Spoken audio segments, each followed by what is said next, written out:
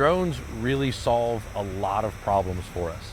For example, if you have a line that is in an area that we call the blind, something you can't get people into easily, we can fly that out with a drone in a matter of minutes rather than getting specialty equipment or sending somebody in on foot and putting them in harm's way.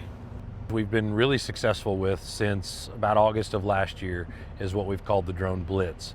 And what that is we're literally inspecting from the substation out, looking for items that are either about to fail, have failed, or need some sort of attention, whether it's thermally hot jumpers, whether it's thermal arresters, or anything else that we see that you can see from above that you can't see from below.